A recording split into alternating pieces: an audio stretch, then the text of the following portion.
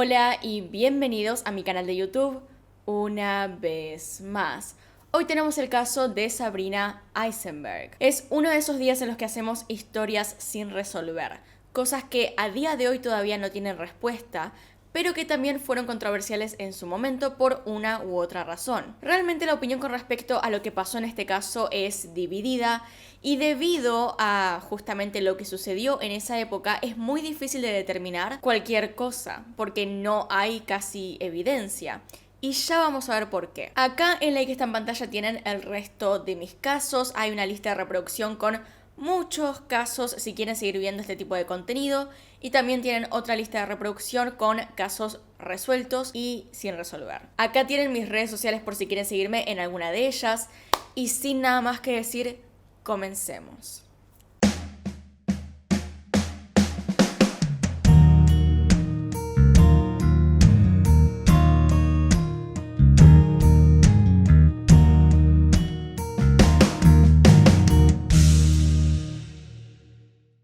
Ella es Sabrina Paige Eisenberg, nacida el 27 de junio de 1997 en Barrico, Florida, Estados Unidos. Era una niña de pelo castaño, ojos azules y tenía una marca de nacimiento, unos puntitos en forma de Y debajo de su hombro derecho. Sus padres eran Marlene y Steve Eisenberg. La familia, es decir, Sabrina, sus dos hermanos y sus padres, vivían en un barrio suburbano, en un cul-de-sac, es decir, una calle en círculo donde hay algunas casas con jardín y una única salida, es decir, lo que están viendo en pantalla. Un lugar que a los padres se les hacía muy seguro. No solo conocían a los vecinos, sino que además, porque no había nada que visitar, no sería común que personas externas pasaran por ahí. No hay mucho más contexto que dar, esto pasa poco antes de los 2000, había mucha atención mediática a este tipo de casos y estaban pasando cosas similares. Lo único que tiene que saber es dónde vivía la familia, qué tipo de barrio era y que realmente no parecía haber nada sospechoso los días previos. Así que pasemos al día de los hechos. El 23 de noviembre de 1997, Marlene y Steve se fueron a dormir luego de acostar a sus 3 hijos. William, de 8 años, Mónica, de 4 y la bebé, de 5 meses, Sabrina. A las 6 de la mañana del 24 de noviembre de 1997, es decir, al día siguiente, Marlene Eisenberg se despertó y fue a su cocina. Se sorprendió al descubrir que la puerta del garage y del lavadero estaban abiertas. Lo que hace por instinto en ese momento es ir inmediatamente a la primera habitación contigua al garage, donde se encontraba su hija de 5 meses. Sabrina. Cuando entró y revisó su cuna, la bebé no estaba en ninguna parte, ni ella ni su mantita amarilla, la que usaba todo el tiempo. Es entonces que ocurre esta llamada desesperada al 911.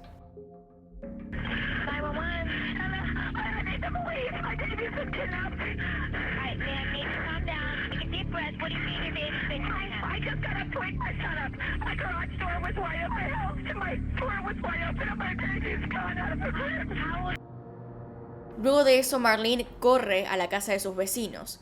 Su vecina le abre la puerta y le cuenta a gritos que su bebé no estaba, que se la habían llevado. Luego de esto llegó la policía, llegaron los medios, los vecinos se juntaron, todos querían saber exactamente qué estaba pasando en ese barrio y por qué algo tan inusual podía haber sucedido. El caso conmocionó a esta comunidad y la policía sabía que necesitaba encontrar al secuestrador rápidamente. Los investigadores se enteraron que los Eisenberg habían dejado la puerta del garage abierta durante toda la noche. Lo que es más, la puerta interior, la que da desde el garage hasta la casa, estaba también abierta, o al menos no estaba trabada. Como dije, el barrio era tranquilo y ellos percibían mucha seguridad en donde vivían. Entonces no sentían una gran amenaza o paranoia suficiente como para preocuparse tanto por cerrar la puerta del interior de la casa. Según dijeron los padres de Sabrina, no sabían que la puerta del garage había quedado abierta esa noche. Se revisó la escena y se encontraron únicamente 2 cosas curiosas o que parecían importantes: una huella de zapato no identificada y un cabello rubio en la habitación de Sabrina, que podría haber pertenecido a un secuestrador. Sin embargo, a día de hoy no hay nada público acerca de qué le pasó a este pelo, de si siquiera se supo a qué género pertenecía. Las sospechas comienzan entonces a caer sobre Marlene y su esposo, Steve.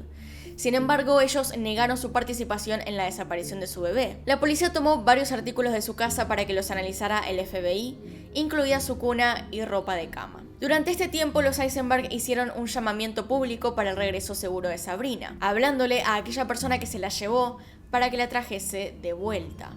She needs her mother and her father, and we all miss her and love her very much. Se pusieron carteles gigantes en varios postes que veían a la ruta para mostrar la cara de la bebé en donde se pudiera, y que cualquiera que tuviera pistas se contactase. Sin embargo, todo lo que llegó a la policía fue insuficiente. Cada persona que decía haberla visto, cada persona que tenía una sospecha, ninguna de ellas realmente aportó una gran pista o algo que significara siquiera un avance en la investigación. Hubo varias cosas raras en este caso, varias cosas inusuales, como por ejemplo el hecho de que justo esa noche en la cual se llevaron a la bebé, la puerta del garage estuviera abierta. Ahora, la puerta del lavadero, lo que estaba atrás del garage, lo que conectaba con la casa, normalmente no estaba cerrado. Eso es normal en cada casa.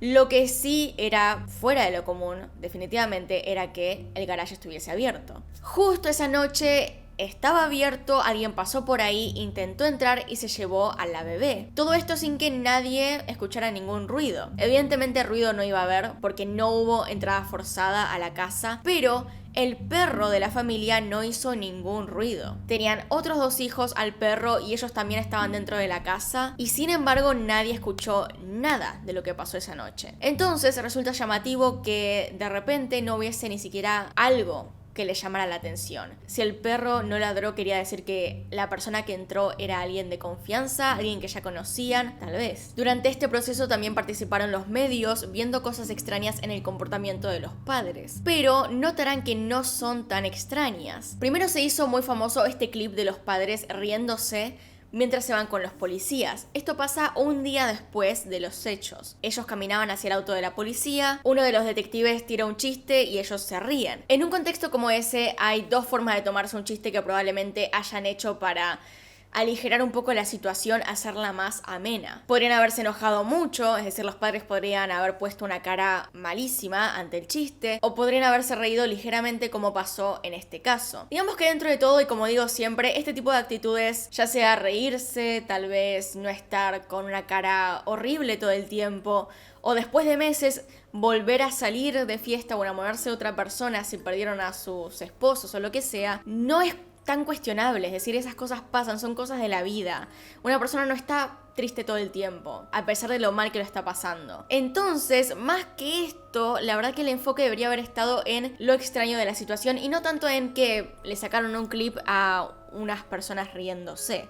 Eso me parece completamente desubicado. Pero sirvió para que los medios hicieran su trabajo de siempre, que es hacer que el público esté en contra de ciertas personas. Porque obviamente supongo que es más entretenido, más dinámico, mejor para seguir teniendo rating. Pero la gran cosa, el otro gran problema, era la supuesta no preocupación de la familia. Y acá tenemos otro caso donde hay 2 caras de la misma moneda. Hay filmaciones en las cuales a la familia se la ve llorar y hay otras en las cuales no. Ahora, hay gente que simplemente estuvo en contra de Marlene porque sí, y cuando lloraba parecía falso y cuando no lloraba es que no tenía sentimientos. En esta filmación los padres no muestran mucha emoción.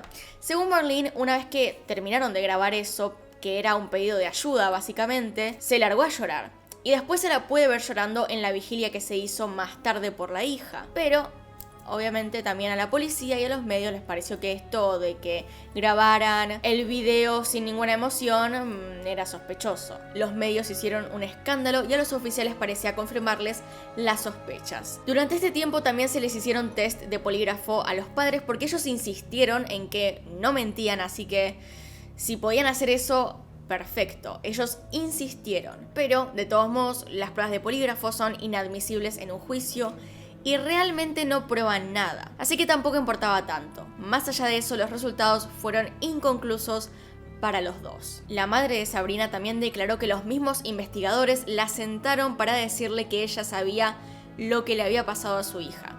En lugar de ayudarla a entender lo que sucedió esa noche y buscar sospechosos, la sentaron y le dijeron que sabían que ella había sido parte de la desaparición de su hija. Evidentemente en ese momento ya estaban medio cansados los padres de Sabrina con el comportamiento de los investigadores. Y justo acá aparece otro caso. En realidad había pasado un tiempo antes, pero vuelve a la luz porque era en algunas maneras similar, o eso es lo que parecía. Estoy hablando del caso de Susan Smith. De nuevo, en la mayoría de casos de esa época se ve claramente cómo los detectives apuntan a las familias de las víctimas. Con Susan Smith no es diferente, sino que es peor porque en esta ocasión estaban en lo correcto. Susan Leith Smith nació el 26 de septiembre de 1971. Y para cuando los Eisenberg todavía ni planeaban tener una tercera hija, en 1994 esta mujer denunciaba ante la policía que un hombre negro la había sacado del auto y se había ido con sus 2 hijos dentro. Estaba reportando un secuestro, un robo, un montón de cosas y había culpado a una persona negra, porque sí. Pero todo resultaba extraño ya que el sketch que ella había ayudado a hacer era demasiado genérico.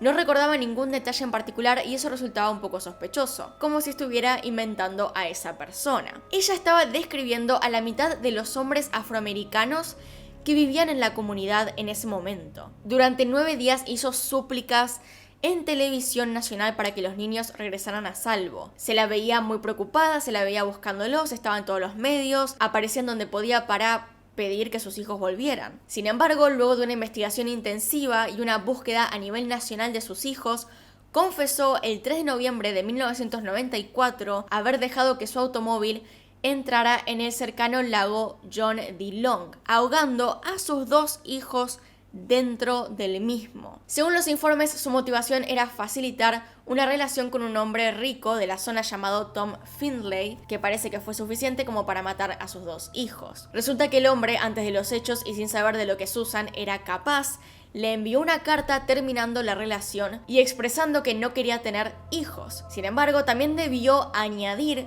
que no quería estar con una asesina. Ella dijo que no había ningún motivo y que tampoco había planeado los asesinatos, afirmando que no estaba en un estado mental adecuado en ese momento. Una investigación posterior reveló que los detectives dudaron de la historia de Smith desde el principio y creyeron que ella asesinó a sus hijos. Para el segundo día de la investigación, la policía sospechó que ella conocía su ubicación y esperaba que aún estuvieran vivos. Los investigadores comenzaron a buscar en los lagos y estanques cercanos, incluido el lago John D. Long, donde finalmente se encontraron los cuerpos, aunque las búsquedas iniciales en el agua no localizaron el automóvil porque la policía creía que estaría cerca de la orilla y no buscó más lejos. Después de que los niños estuvieron desaparecidos durante 2 días, Smith y su ex esposo David fueron sometidos a una prueba de polígrafo. El mayor avance del caso fue su descripción del lugar del robo de auto. Ella había afirmado que un semáforo se había puesto en rojo, lo que la hizo detenerse en una intersección que de otro modo estaría vacía. Sin embargo, se determinó que la luz no se habría puesto en rojo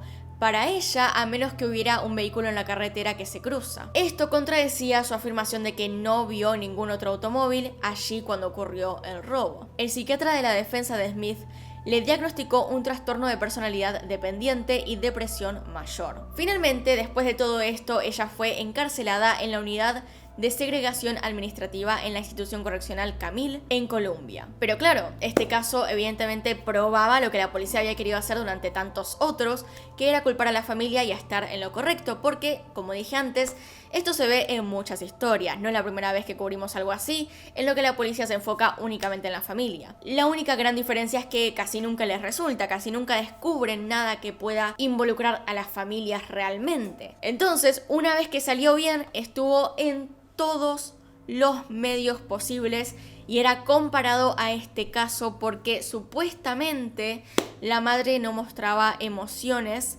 después de perder a Sabrina, cuando eso ya vimos que es mentira porque se la vio llorar en la vigilia. En realidad, muchos notan que el padre es el que menos emociones muestra, pero tampoco diría que eso significa que es culpable de algo. Era muy fácil en ese momento entonces culpar a la madre de Sabrina de todo esto. El tema es que nadie notase que ella se fue a mitad de la noche para hacer lo que haya hecho con la bebé. Nadie escuchó un ruido, el esposo entonces debería saber si le hizo algo. Los hermanos tampoco sintieron nada, el perro no escuchó nada que lo hiciera ladrar fuerte. Y también me pregunto si ella realmente hizo algo. Entonces, en la mitad de la noche tuvo que haber llegado alguien más, una camioneta, un grupo de personas, otra persona para llevarse a la bebé, o ella debería haber agarrado el auto para irse. Es decir, algún vecino que estaba inmediato a ellos, eran un círculo de casas, debería haber escuchado algo, un auto en el medio de la noche. Sería fácil de notar, pero la gente creía que ellos estaban ocultando algo y que no le estaban contando nada a la policía. Finalmente, después de muchas acusaciones, los padres de Sabrina decidieron que las preguntas de los detectives no les estaban gustando y convocaron su derecho a un abogado. Lo que tampoco le cayó bien a los medios de comunicación, quienes ahora los veían como personas aún más culpables. Y los policías tampoco se lo tomaron bien, los investigadores pensaban que ellos estaban ocultando algo. Más allá de eso, los padres dijeron que hablarían con la policía si todo fuese grabado y si su abogado pudiese estar presente. A lo que los investigadores dijeron que no, ellos rechazaron la idea de que estas personas pudieran contar lo que pasó o lo que sabían o cualquier cosa estando presente el abogado y pudiendo grabar todo. La policía se ha negado a comentar sobre posibles pruebas en el caso. Afirman que los Eisenberg no han cooperado mucho en ello y durante mucho tiempo, años, no se los descartó como sospechosos, pero ellos siguen manteniendo su inocencia. También aclaro que fueron servicios sociales a la casa para ver que no hubiese nada extraño, que no hubiese maltrato, que no hubiese ningún trato extraño entre los padres y otras personas, que hubiese venta de menores, y los niños parecían estar bien, lo cual no significa que no haya pasado nada con Sabrina específicamente, pero los niños estaban bien, según las personas de protección de menores. En este momento, ya después de tanto tiempo, sus padres ya no se consideran sospechosos. Después de mucho tiempo, dos mujeres se presentaron para declarar que creían que eran Sabrina Eisenberg y se sometieron ambas a pruebas de ADN. Hace ya años. Ambas, lamentablemente, dieron como resultado negativo. Estas pruebas tardaron meses en ser públicas, por cierto. Ahora mismo tenemos una foto de cómo se vería ella con varios años más. Aunque como desapareció muy al inicio de su vida, no fue para nada fácil registrar cuál sería su cara en este momento. Y tampoco podemos esperar demasiada exactitud. Para esta tarea se usaron fotos de sus hermanos ya crecidos, se encontraron los rasgos característicos de sus caras, cosa que uno esperaría estuvieran en toda la familia, de modo que pudieran crear un perfil de cómo ella se vería ahora. Algo aproximado. Así que si ven a alguien así, parecida, o si saben de una persona que no conozca su pasado o tenga dudas y se parezca a esta persona, sepan que puede ser ella tranquilamente y que esperemos su destino no haya sido malo. Creo que una de las mejores cosas que pudieron haber pasado, dado lo que ocurrió en este caso, sería que haya sido adoptada por otra familia. Por más ilegal que sea, igual sería uno de los mejores casos. Entonces veamos las teorías. Por ahora son 3, pero puede haber más. La primera teoría, y es la que varias personas creen, y es que los padres lo hicieron, que los padres la hicieron desaparecer de alguna forma y por alguna razón. La teoría indicaría que ellos vendieron a su hija a alguien, tal vez un individuo quería tener hijos o un grupo de personas, una organización, quién sabe, alguien quería una bebé y ellos la entregaron. Esto es muy viable, ya saben que este tipo de cosas suceden, es el mundo real, hay un montón de gente buscando bebés, ya sea para venderlos a gente que quiere tener hijos y no puede y busca la manera más ilegal de hacerlo, o para otras cosas, como en sí trata de personas que tienen un montón de distintos objetivos nefastos. Lo que digo, para que esto suceda, definitivamente alguien tuvo que ver algo, una camioneta en el medio de la noche, un ruido extraño, más allá de que estuviese abierta la puerta del garage, algo se tuvo que haber escuchado y me parece anormal que todas esas casas juntas no hayan escuchado ni un solo ruido de auto a las, 4 de la mañana. Me parece rarísimo. Además, también pudo haber pasado que los padres terminaran matándola. Es horrible, pero es una posibilidad. El tema es que, de vuelta, Servicios Sociales fue a la casa para ver si los hijos tenían algo mal, si tal vez estaban preocupados, si estaban nerviosos, si tenían algún recuerdo extraño, si eran maltratados o lo que sea, y no vieron ninguna clase de maltrato. Por ese lado no creo que sea una posibilidad, pero cada quien cree lo suyo, porque de vuelta todo el mundo parece ver cosas extrañas en donde no las hay. Para mí lo más extraño en realidad es el tema de la huella de zapatilla en el suelo y el pelo rubio que parece no pertenecerle a nadie. Ahora, la segunda teoría tiene más que ver con el caso de Susan Smith específicamente, es decir, con lo que sería la madre de la familia. La cosa es que ella fue utilizada como un ejemplo de lo que pudo haber pasado. Como era una madre que había matado a sus 2 hijos, Hubo quien pensó que sería similar en este caso. También que la madre de Sabrina, por una u otra razón que nadie sabe hasta ahora, la mató o la vendió. De vuelta, no hay un motivo, no hay un móvil por el cual ella pudo haber hecho esto. No hay ninguna prueba tampoco de algo así. Ni siquiera se sabe exactamente quién dejó abierto el portón del garage. Por lo tanto, estas dos teorías son más bien algo que, a menos de que ellos confiesen, nadie va a saber. Pero también está la tercera teoría, que va más por el lado de estas cosas que quedaron en la habitación, el pelo y la huella, que nunca fueron investigadas, por cierto, o tal vez no sabemos, porque a veces la policía se guarda algunas cosas si tienen algún sospechoso importante.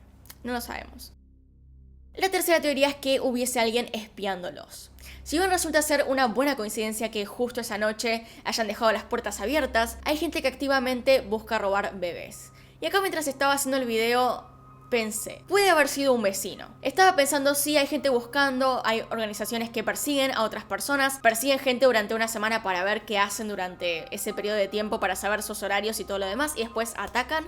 Bueno, más o menos lo mismo, pero pensé en un vecino, porque es la forma más fácil de explicar que no hubiese ruidos durante la noche, que no hubiese un auto, que no hubiese necesidad de andar corriendo por ahí, y que además tuviese a la vista que el portón estaba abierto. Era como la perfecta oportunidad, y solamente una persona que está cerca podría saber eso. De vuelta, una comunidad cerrada, o sea, personas que viven muy cerca, personas que se conocen entre todas, los vecinos súper juntos en una cuadra que está casi cerrada, que tiene un solo camino para salir y para entrar.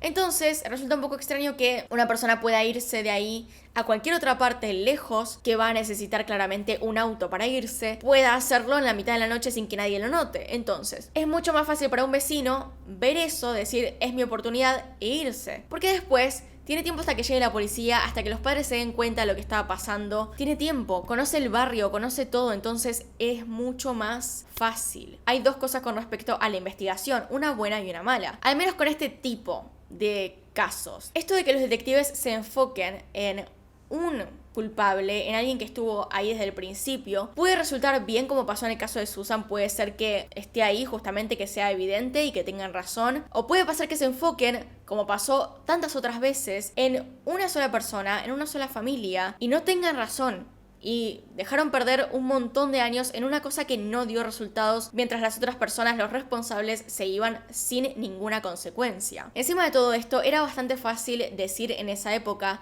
que una persona había nacido sin asistencia en la casa y obtener así un nuevo certificado de nacimiento, haciendo pasar como que tuvieron un bebé en su casa, sin nadie más, sin doctores, sin nadie, y de repente ir al hospital y decir, nació este bebé en mi casa, denme un certificado de nacimiento. Al parecer era mucho más fácil en ese momento esa clase de movimientos. Así que bueno, díganme ustedes, ¿qué creen que pasó? ¿Ustedes ven a la familia como sospechosos? Es decir, ¿todo esto les parece extraño? ¿O qué parte les parece más rara dentro de todo? Otra cosa que quiero aclarar con respecto a casos como este, lo voy a decir nuevamente, es decir, otra vez, una vez más lo voy a decir, porque me parece que no quedó claro todas las otras veces. No es sospechoso que una persona no llore en un video, porque después probablemente llore en otro o llore en la privacidad. No es necesario que muestre todas sus emociones directamente en las cámaras, porque en ese momento la mayoría opta por directamente dar su mensaje, guardarse todo e irse así, sin más. En esos momentos, según lo que recuerdo,